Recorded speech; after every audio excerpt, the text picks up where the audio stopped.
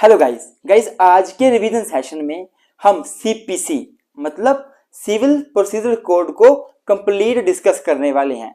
तो गाइस आप हमारे साथ बने रहें और सीपीसी का मजा उठाएं। बड़ा ही आसान लगेगा, आपको समझना बड़ा मजा आएगा। और साथ ही साथ इतना बोलना चाहूंगा कि जब आप पूरा सेशन देख लेंगे सीपीसी का तो सीपीसी आपको बड़ी इजी लगने वाली है और समझ आने वाली है। तो इसी के साथ आज का सेशन शुरू करते हैं।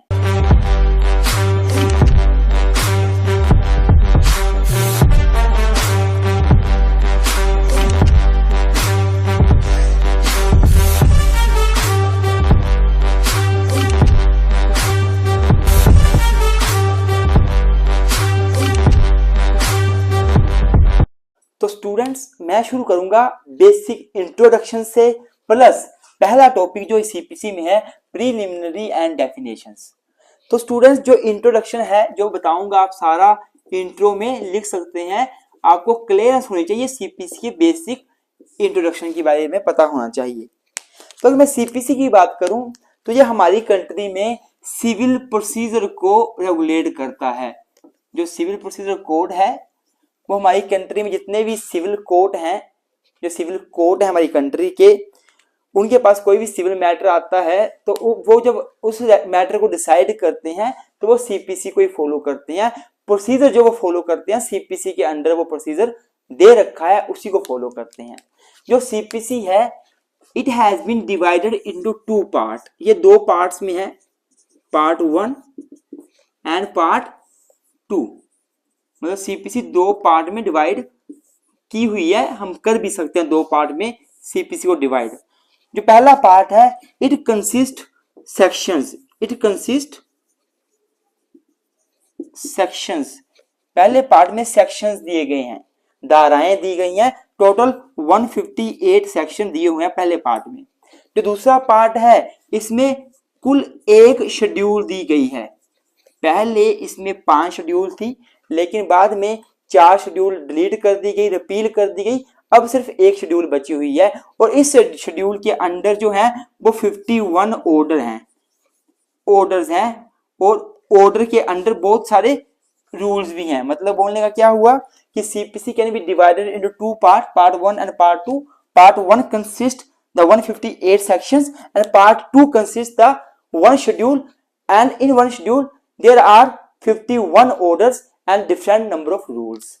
अब देखिए जो पार्ट 1 है इसमें कुल मिला के क्या दिया हुआ है, इसमें लोगों के, हमारे आपके सभी के सब्सटेंटिव राइट की बात की गई है। पार्ट 1 मेनली सब्सटेंटिव राइट्स की बात करता है, मतलब हमारे अधिकारों की बात करता है पार्ट 1। जैसे कि right to appeal. Right to appeal हमारा एक अधिकार है, हमारा राइट है, हम अपील कर सकते हैं किसी भी कोर्ट के डिसीजन के अगेंस्ट। छोटे कोर्ट के अगेंस्ट हम हायर कोर्ट में जा सकते हैं। ये राइट हमें कहाँ दिया गया है, सेक्शन 96, 97, 98 जो सीपीसी की है यहाँ पे दिया गया है। मतलब क्या हुआ, जो सेक्शंस हैं वो राइट्स बताते हैं, सब्सटेंटिव राइट्स बताते हैं। जैसे हमारे पास एक सेक्शन 148A है, हम सारा कुछ आगे पढ़ने वाले हैं। वो कैबिनेट की बात करता है, कैबिनेट पिटीशन की बात करता है, एप्लीकेशन की बात करता है। तो वो कहां दिया गया 148A सेक्शन में, वो भी हमारा राइट है। मतलब जो पार्ट 1 है it mainly consist the substantive rights of the individual. और जो पार्ट 2 है ये क्या बताता है, ये हमें बताता है प्रोसीजर। यह प्रॉपर प्रोसीजर बताता है। जो ऑर्डर दिए गए हैं ऑर्डर ये प्रॉपर प्रोसीजर बताते हैं कैसे हम राइट्स को एनफोर्स करवा सकते हैं, कैसे हम अपने राइट टू अपील को एंजॉय कर सकते हैं, कैसे हम राइट टू अपील को एक्सरसाइज करेंगे, क्या प्रोसीजर रहेगा वो ऑर्डर में दिया गया है। ये आपने सारी बातें इंट्रोडक्शन में लिखनी है। इसके बाद अगर मैं सीपीसी की बात करूं तो आपने 2 तारीख बिल्कुल याद करनी है। पहली तारीख तो है 21 मार्च 1908, दूसरी है 1 जनवरी 1909। तो ये 2 तारीख आपने याद करनी है सीपीसी को लेकर। पहली क्या है 21 मार्च 1908। तो हुआ क्या, जो सीपीसी थी ये कंप्लीट बनकर तैयार हो गई थी 21 मार्च 1908 को। और ये सीपीसी फोर्स में कब आई, कमेंस कब हुई, it was came into force on 1 जनवरी 1909। ये आपने याद रखना है। अब ये बात सारी बातें इंट्रोडक्शन की हो गई। इसमें एक बात और बताना चाहूंगा, जो सीपीसी है it is not of exhaustive nature. ये एग्जॉस्टिव नेचर की नहीं है। मतलब क्या हुआ कि सीपीसी खुद में कंप्लीट नहीं है। ऐसा नहीं है कि सिविल प्रोसीजर कोड बना दिया है तो जो भी प्रोसीजर होगा सिविल मैटर का वो सभी ये सीपीसी सभी को कवर करती है, नहीं। कुछ अलग लॉ भी बनाए गए हैं, ये खुद में कंप्लीट नहीं है। जैसे कि स्पेसिफिक रिलीफ एक्ट बना हुआ है, लिमिटेशन एक्ट बना हुआ है, वो भी कहीं ना कहीं प्रोसीजर को बताते ही हैं। एविडेंस है वही प्रोसीजर को ही बताता है। तो मतलब सीपीसी सारे के सारे प्रोसीजर को इंक्लूड नहीं करता, ये खुद में एग्जॉस्टिव नहीं है, कंप्लीट नहीं है। इसके साथ साथ अलग एक्ट भी पास किए गए हैं। लेकिन एक बात बोली जाती है कि जो सीपीसी के अंदर प्रोविजन है, जैसे राइट टू अपील का प्रोविजन हो गया, कैविएट का प्रोविजन हो गया, जो भी प्रोविजन सीपीसी के अंदर दिए गए हैं वो खुद में एग्जॉस्टिव है, वो कंप्लीट है। उनके लिए हमें कहीं और जाने की जरूरत नहीं है, किसी और लॉ में जाने की जरूरत नहीं है। पर कुछ चीजें यहाँ पे नहीं दी गई हैं, वो अन्य लॉ में दी गई हैं, उनको भी फॉलो करना पड़ता है जब केस चलता है। तो ये सारी बातें मैंने इंट्रोडक्शन में लिख लेनी है। अब हम सीपीसी की बिल्कुल हल्की सी हिस्ट्री देख लेते हैं। तो स्टूडेंट्स, अगर मैं हिस्ट्री की बात करूं, हिस्टोरिकल बैकग्राउंड की बात करूं, तो स्टूडेंट्स 1858 आपने डेट याद रखनी है, 1858। इससे पहले हमारी कंट्री में कोई भी यूनिफॉर्म लॉ नहीं था जो सिविल प्रोसीजर को रेगुलेट करता हो। सिविल प्रोसीजर को रेगुलेट करने वाले लॉ तो थे, लेकिन डिफरेंट डिफरेंट प्लेसेस पे डिफरेंट थे, यूनिफॉर्म नहीं था। एक कोड कुछ और फॉलो करता था, एक कोड कुछ और फॉलो करता था, तो बहुत ज्यादा समस्या का सामना करना पड़ता था। इसलिए क्या हुआ, 1858 में सबसे पहले लेजिस्लेटिव काउंसिल उस टाइम होती थी जब अंग्रेज हमारे इंडिया में थे, तो लेजिस्लेटिव काउंसिल ने क्या किया, 1858 में सबसे पहले जो है वो एक्ट पास किया 1858 का। कौन सा एक्ट पास किया, code of civil procedure 1898, code of civil procedure 1858 ये सबसे पहले पास किया गया लेजिस्लेटिव काउंसिल ऑफ इंडिया के द्वारा। लेजिस्लेटिव काउंसिल ऑफ इंडिया जो थी उसने सबसे पहले ये एक्ट पास किया, और इस एक्ट में सिविल प्रोसीजर को काफी यूनिफॉर्म किया गया और एक जगह इकट्ठा कर दिया गया। और इस एक्ट को जो गवर्नर जनरल था, उस टाइम पे गवर्नर जनरल होता था, उसने कब असेंट दी, वो डेट है 23 मार्च 1859 को। गवर्नर जनरल जो था ब्रिटेन के, जो राज था हमारी कंट्री में उस टाइम गवर्नर जनरल होता था, जैसे आज प्रेसिडेंट है, तो गवर्नर जनरल ने असेंट दे दी 23 मार्च 1859 को, 1859 को ये लॉ बन गया। लेकिन इस लॉ में बहुत ज्यादा कमियां थी, क्योंकि पहली बार बना था तो कमियां होती ही हैं। इसलिए क्या हुआ, 1800, अब नई डेट याद कर लो, 1877 में एक नया सीपीसी पास किया गया, code of civil procedure act 1877, और इसने पुराने वाले को पूरा क्या कर दिया, रिप्लेस कर दिया। अब नया लॉ बन गया था कंट्री में। ये लॉ भी 5 साल चला, इसमें बहुत सारी कमियां थी, इसको बार बार अमेंड करना पड़ रहा था, तो अमेंडमेंट से दुखी होकर क्या किया, नया एक एक्ट पास कर दिया गया। कब किया गया, 1882 में, 5 साल के बाद। 5 साल के बाद क्या किया गया, 1882 में क्या हुआ, again the code of civil procedure act, code of civil procedure 1882 was pass हो गया। फिर फाइनली इसमें भी कमियां थी कुछ, लेकिन सारी कमियों को दूर करते हुए, सारी शॉर्ट कमिंग्स को दूर करते हुए 1908 में फाइनली सीपीसी पास हुआ, जो आज भी फॉलो किया जाता है। ये पास हुआ था, कोड ऑफ सिविल प्रोसीजर 1908 में पास हुआ, और ये इसको फिर कब लागू कर दिया गया, 1 जनवरी 1909 में इसको लागू कर दिया गया, कमेंस कर दिया गया, और आज हमारी कंट्री में यही फॉलो होता है। कब इनैक्ट कब हुआ था, जो मैंने पहले आपको डेट बताई थी, कितनी थी वो, 21 मार्च 1908, 21 मार्च 1908 की डेट मैंने बताई थी ना, इस डेट को इनैक्ट हुआ था, और 1 जनवरी 1909 को ये पास हो गया सीपीसी। उसके बाद आज तक यही सीपीसी फॉलो किया जाता है। हाँ, 2002 में बहुत ज्यादा ड्रास्टिक अमेंडमेंट हुई थी, बहुत बड़ी अमेंडमेंट हुई थी सीपीसी में, काफी प्रोविजन कैंसिल किए गए थे, ऐड ऑन किए गए थे, पर तब से यही सीपीसी फॉलो किया जा रहा है। अब आपको मैं इसका एम बता दूं, एम क्या है सीपीसी का, तो एम जो सीपीसी का है हल्का सा बस 5-6 लाइनों का है। एम क्या है, the main aim of the CPC is to क्या है सीपीसी का एम, मैं बता देता हूं आपको, is to amend, is to define, amend and consolidate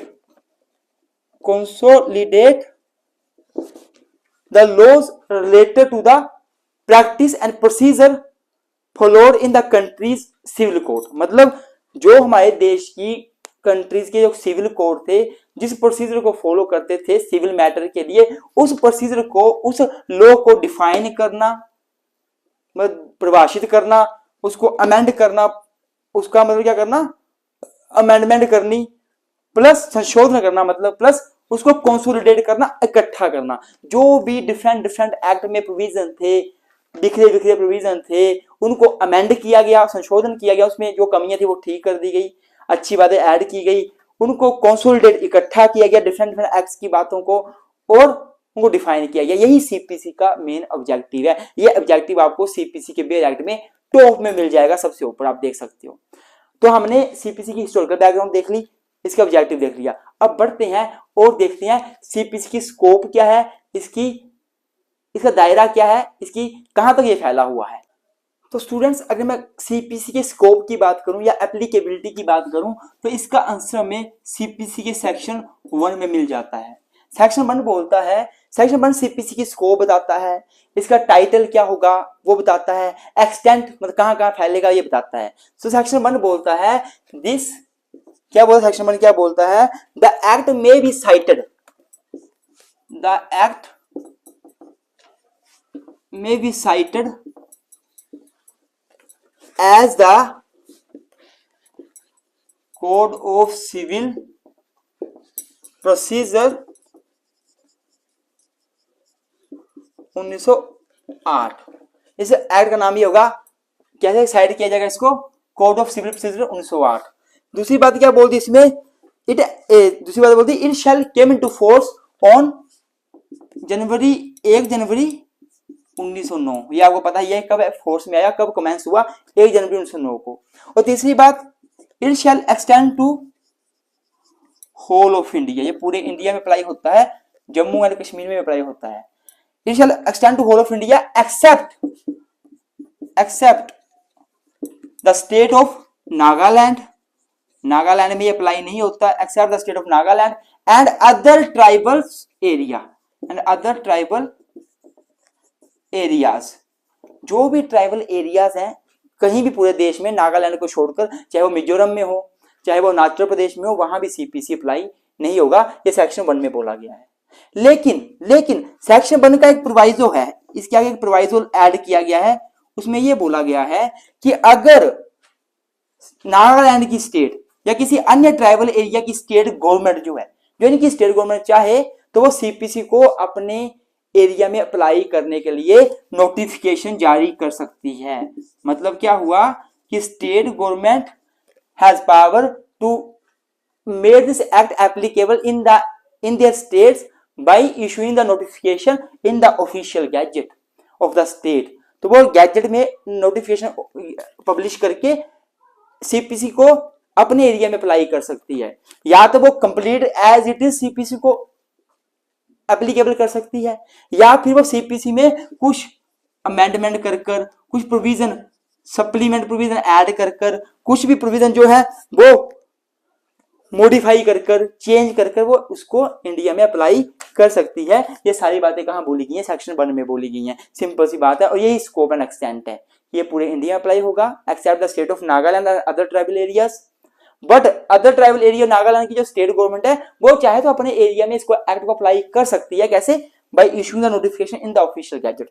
और जब वो अप्लाई करेगी तो वो एज इट इज पूरा का पूरा सीपीसी में अप्लाई कर सकती है, या फिर उसमें कुछ मॉडिफिकेशन कर कर भी उसे अप्लाई कर सकती है। इवन पूरे के पूरे स्टेट गवर्नमेंट में भी अप्लाई, पूरे के पूरे स्टेट का जो एरिया है वहां सीपीसी को अप्लाई कर सकती है, या फिर पार्टली कुछ एरिया में अप्लाई कर सकती है, कुछ में नहीं कर सकती, डिपेंड करता है स्टेट गवर्नमेंट के ऊपर। ये सारी बातें सेक्शन 1 में बोली गई हैं। अब हम आगे बढ़ते हैं और आगे डेफिनेशन क्लोज को करते हैं, जिसमें कि आपके 4 नंबर के क्वेश्चन बन सकते हैं, 2 नंबर के क्वेश्चन बन सकते हैं। बड़ा इंपॉर्टेंट डेफिनेशन क्लोज है। तो स्टूडेंट्स, सबसे पहले डेफिनेशन है डिक्री की। डिक्री का नाम आप सभी ने सुना ही होगा कि कोर्ट ने डिक्री पास कर दी। जो डिक्री है वो आपने एक बात याद रखनी है, ये किस सेक्शन में डिफाइन है। तो सेक्शन 2 सब सेक्शन 2 जो है ना सीपीसी का, वो डिक्री को डिफाइन करता है। ये क्वेश्चन आपको 4 नंबर में आ सकता है, इसे ध्यान से पढ़ना। तो डिक्री का सिंपल सा मतलब पता क्या होता है, सुनो मेरी बात ध्यान से। जब कोर्ट में केस चलता है, मान लो सपोज ए और बी के बीच केस चला हुआ है कोर्ट में प्रॉपर्टी को लेकर, कि ए बोलता है फलानी प्रॉपर्टी मेरी है, बी बोलता है मेरी है, केस चला हुआ है। बाद में कोर्ट सारे ट्रायल को चलाता है, पूरे एविडेंसेस को लेता है, फिर कोर्ट क्या करता है, जजमेंट देता है। मान लो कोर्ट ने जजमेंट दी और ए को जिता दिया, कोर्ट ने बोला कि ए की लैंड है, ए ओनर होना चाहिए, और ए को जिता दिया। जब कोर्ट जजमेंट देता है जजमेंट, तो वो प्रॉपर रीजन देता है कि मैं ये जजमेंट क्यों दे रहा हूं, मैं कौन सा लॉ अप्लाई कर रहा हूं, मतलब रीजन फॉर डिसीजन देता है कोर्ट हमेशा। और वो जजमेंट 100 पेजेस, 200 पेजेस, 1000 पेजेस की बहुत बड़ी हो सकती है। जो कॉमन पीपल है ना, उनको कई बार समझ नहीं आता कि जजमेंट में बोला क्या गया है, और ये जजमेंट है किसके फेवर में, ए या बी के, पता नहीं चलता, क्योंकि उसमें ए बी दोनों की बात की होती है, घुमा फिरा के लंबी चौड़ी। तो जो इस समस्या का हल करने के लिए एक डिक्री का जो है वो उत्पादन हुआ है, मतलब बोलने का। डिक्री क्या होती है, डिक्री एक पेज की बनती है, सिंपल एक पेज की। इसमें जो है तरीका दे रखा है, सीपीसी के अंदर ही एक फॉर्मेट दे रखा है, प्रॉपर डिक्री कैसे बनेगी, उसी फॉर्मेट में कोर्ट जो है वो लिख देता है कौन केस जीता है कौन नहीं।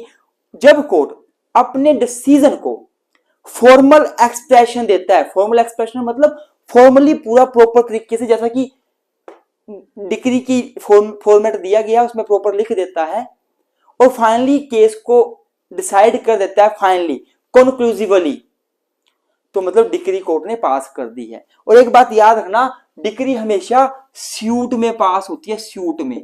अगर कोर्ट में सूट चला है उसका रिजल्ट डिक्री होगा, डिक्री पास होगी। अगर कोर्ट में कोई एप्लीकेशन लगाई गई है, जैसे कि एप्लीकेशन ऑफ कैविएट, एप्लीकेशन बहुत सारी कोर्ट में लगती है, या ऑर्डर, या फिर कहते कोर्ट में कोई पटिशन लगाई गई है, रिट पटिशन जिसको बोलते हैं, उसको जब डिसाइड करता है कोर्ट ना, तो कभी भी डिक्री पास नहीं करता, डिक्री हमेशा सूट में होती है, ये बात याद रखना। अब इसको पढ़ते हैं और समझते हैं। देखो डिक्री का मतलब, decree means the formal expression of an adjudication which conclusively determines the rights of parties। क्या मतलब हुआ, डिक्री का मतलब है एक फॉर्मल एक्सप्रेशन, मतलब फॉर्मली प्रॉपर तरीके से कोर्ट बात रख देता है, अपनी फॉर्मल एक्सप्रेशन दे देता है, किस चीज का, ऑफ एन एडजुडिकेशन। एडजुडिकेशन का मतलब होता है जो कोर्ट ने अपना जुडिशियल माइंड लगाकर केस को डिसाइड किया हो, जो कोर्ट ने डिसाइड किया था, जजमेंट दी थी, उसको क्या करता है, प्रॉपर फॉर्मली एक्सप्रेस कर देता है एक पेज में। जो फॉर्मेट है वो इस सीपीसी के लास्ट में दिया होता है, आप देखना बुक में दिया होगा, डिक्री का फॉर्मेट दे रखा है, सीपीसी में दे रखा है। तो क्या हुआ, डिक्री क्या है, एक फॉर्मल एक्सप्रेशन है एक किसी डिसीजन का, जो कोर्ट ने डिसीजन दिया था, और उस डिसीजन से कोर्ट ने कॉन्क्लूसिवली मतलब फाइनली राइट्स को डिसाइड कर दिया कि किसका राइट है। इस केस में कोर्ट ने फाइनली डिसाइड कर दिया कि प्रॉपर्टी के ऊपर ए का राइट होना चाहिए। फिर कोर्ट क्या करता है, प्रॉपर फॉर्मेट में लिख देता है नाम, जो विनर हो, जो जिसके नाम पे प्रॉपर्टी है। आगे लिखा हुआ, जो कोर्ट ने डिटरमाइन किए राइट्स, किसके रिगार्डिंग डिटरमाइन किए हैं, विद रिगार्ड टू ऑल और any of the matter in controversy, मतलब जो भी कंट्रोवर्सी थी इनके बीच कि जमीन मेरी या आपकी है, उसके रिगार्डिंग मैटर को सॉर्ट आउट कर दिया, कोर्ट ने डिसाइड कर दिया। अब एक केस में 100 मैटर भी हो सकते हैं, 100 दिक्कतें हो सकती हैं, सारी की सारी दिक्कतें कोर्ट ने सॉल्व आउट कर दी, तो कोर्ट ने फाइनल डिक्री पास कर दी। उसको पता है फाइनल डिक्री, कि इनके भी जो भी डिस्प्यूट थे, कोई भी उस प्रॉपर्टी को लेकर डिस्प्यूट थे, वो सारे के सारे सॉल्व आउट कर दिए with regard to matter in controversy, क्या लिखा हुआ, right to of parties with regard to all matter in controversy. अगर ऑल मैटर इन कंट्रोवर्सी ठीक कर दिए कोर्ट ने प्रॉपर, तो उसको फाइनल डिक्री बोलते हैं। और any of the matter in controversy in the suit, या कोई एक दो मैटर फाइनली कंप्लीट डिसाइड कर दिए, तो उसको क्या बोलते हैं, उसको पार्टली डिक्री कहा जाता है।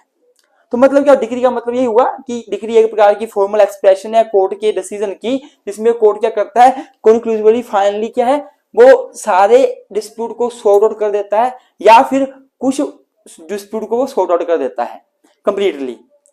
अब आगे लिखा हुआ है, and decree either it can be preliminary और इट कैन बी फाइनल। तो डिक्री प्रीलिमिनरी भी हो सकती है, फाइनल भी हो सकती है। मतलब बोलने का कि जब कोर्ट ने सारे के सारे डिस्प्यूट सॉर्ट आउट कर दिए, तो वो फाइनल डिग्री पास कर रहा है, और जब कोर्ट ने डिस्प्यूट तो सॉर्ट आउट किया कंप्लीटली, पर कुछ अभी रहते हैं, तो वो प्रीलिमिनरी डिग्री दे रहा है। आगे लिखा हुआ डिक्री में क्या आएगा, it shall deemed to include, decree इसको पता है डीम्ड डिक्री, क्या वर्ड यूज कर रहे हैं हम लोग, it shall deemed to include, मतलब डीम्ड डिक्री की बात हो रही है। मतलब कुछ चीजें ऐसी होंगी जो डिक्री नहीं मानी जाएंगी, डिक्री नहीं हो सकती वो, पर हम उनको डिक्री मान लेंगे, क्योंकि सेक्शन 2 सब सेक्शन 2 बोलता है कि कुछ चीजों को डिक्री मानना है, चाहे वो डिक्री ना भी हो पर मान लो। It shall deem to be include, क्या इंक्लूड किया जाएगा, रिजेक्शन ऑफ प्लेंट। अगर रिजेक्शन ऑफ प्लेंट किया कोर्ट ने ऑर्डर 7 और रूल 11 के अंदर प्लेंट को रिजेक्ट कर दिया। प्लेंट का मतलब होता है जब भी कोई व्यक्ति कोर्ट में केस करना चाहता है किसी बंदे के अगेंस्ट, तो उसको बोलते हैं प्लेंटिफ, केस करने वाला बंदा प्लेंटिफ, तो वो प्लेंट देता है कोर्ट में कि मैं केस करना चाहता हूं, मेरे को ये दिखते हैं, वो होती है प्लेंट। तो कई बार कोर्ट उस प्लेंट को रिजेक्ट कर देता है, तो अगर कोर्ट रिजेक्ट करेगा प्लेंट को ना, तो उसको भी डिक्री माना जाएगा, उसको भी डिक्री माना जाएगा। मतलब उस रिजेक्शन ऑफ प्लेंट की अपील हो सकती है, डिक्री की हमेशा अपील होती है, तो उसकी भी अपील हो सकती है। आप बड़े कोर्ट में जा सकते हो कि मेरी प्लेंट को गलत तरीके से रिजेक्ट किया गया है। मतलब क्या हुआ, मेन बात यही है कि डिक्री में क्या इंक्लूड होगा, रिजेक्शन ऑफ प्लेंट, ये बात याद कर लो। दूसरा, डिक्री में क्या इंक्लूड होगा, कोई भी क्वेश्चन जो हमारा कोड सेक्शन 144 सीपीसी के अंदर डिसाइड करता है। सेक्शन 144 हम आगे पढ़ेंगे, वैसे तो ये रेस्टिट्यूशन से डील करता है, रेस्टिट्यूशन से। और मैं बताऊं आपको, मैंने क्या बोला स्टार्टिंग में आपको कि डिक्री सिर्फ और सिर्फ सूट में पास होती है, इसके सिवा नहीं।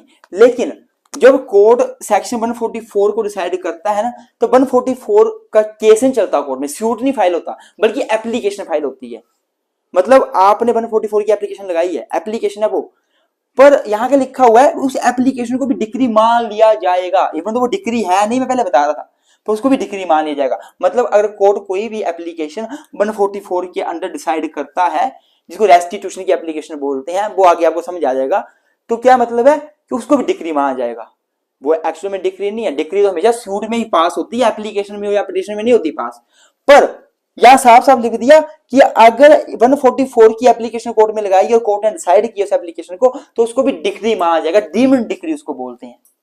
अब आगे लिख दिया, but it shall not include, क्या नहीं आएगा डिक्री में, क्या इंक्लूड नहीं किया जाएगा, कोई भी एडजुडिकेशन, अगर कोर्ट ने कोई चीज डिसाइड की है, कोई ऑर्डर कोर्ट ने दिया है और वो ऑर्डर के अगेंस्ट अपील हो सकती है, any adjudication from which an appeal lies, जिसके अगेंस्ट अपील हो सकती है। मतलब कोई ऑर्डर कोर्ट ने डिसाइड दिया, कोई भी ऑर्डर दिया, चाहे वो इंजेक्शन का ऑर्डर है, कोई ऑर्डर दिया कोर्ट ने, उसके अगेंस्ट अपील हो सकती है, अपीलेबल ऑर्डर है, तो उस कोर्ट के ऑर्डर को, जो कोर्ट ने ऑर्डर दिया, एडजुडिकेशन जिसको बोलते हैं, कोर्ट ने एक ऑर्डर दिया, उसको डिक्री नहीं माना जाएगा।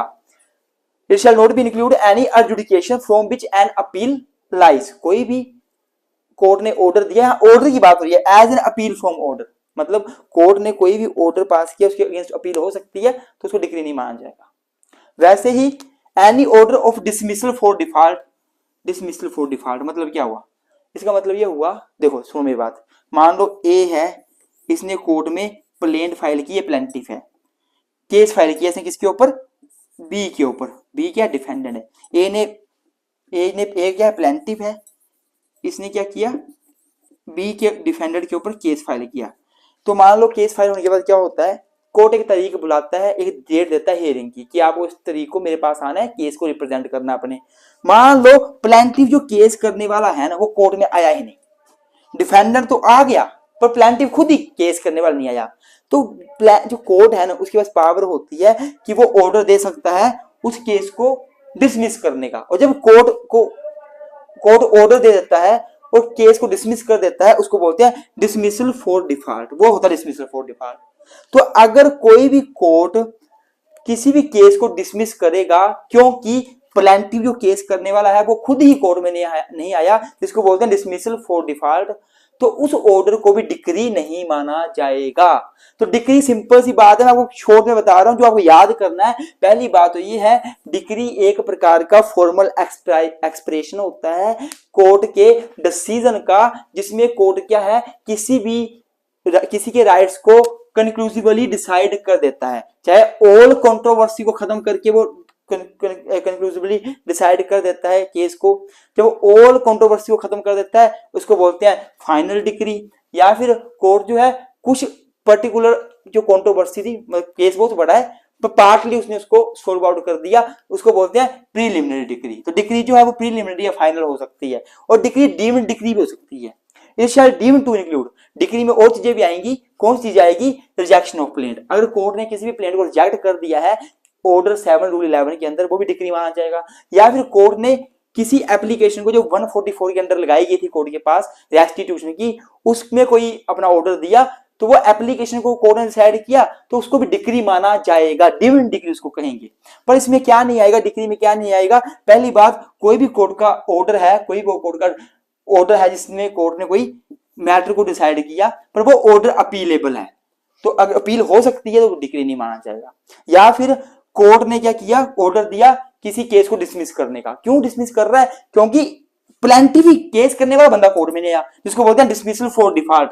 तो मतलब any order of dismissal for default हुआ है तो उसको भी कोर्ट क्या मानेगा, उस चीज को कोर्ट क्या मानेगा, डिक्री मानेगा, वो भी डिक्री मानी जाएगी। यही बात नहीं है। मतलब डिक्री के टाइप क्या है, बड़ा क्वेश्चन आ गया तो आप इन चीजों को एक्सप्लेन कर सकते हो। डिक्री के 3 टाइप हैं, preliminary decree, final decree and deemed decree. Preliminary decree का मतलब होता है कि जब फर्दर प्रोसीडिंग की जरूरत होती है, फाइनली केस डिसाइड नहीं हुआ है, अब तक फर्दर प्रोसीडिंग रिक्वायर्ड है, वो प्रीलिमिनरी डिक्री है। फाइनल डिक्री मतलब कोर्ट ने फाइनली केस को सॉर्ट आउट कर दिया है, अब कोई फर्दर प्रोसीडिंग की जरूरत नहीं है, केस फाइनली खत्म हो चुका है। डीम्ड डिक्री मतलब जो एक्चुअल में डिक्री होती नहीं है, कुछ चीजें, कुछ ऑर्डर हैं, कोई कोर्ट के ऑर्डर हैं, कोई एप्लीकेशंस कोर्ट में लगाई गई हैं, वो एक्चुअल में डिक्री नहीं होते, पर उनको डीम्ड डिक्री माना जा सकता है। जैसे मैंने आपको 2 चीजें बता दी। और इसमें क्या इंक्लूड नहीं किया जाए, हो गया आपके 3 टाइप्स क्या होते हैं डिक्री के। मैं ये क्वेश्चन बड़ा खींच रहा हूं, बड़े में भी आ सकता है, छोटे में इंपॉर्टेंट क्वेश्चन है।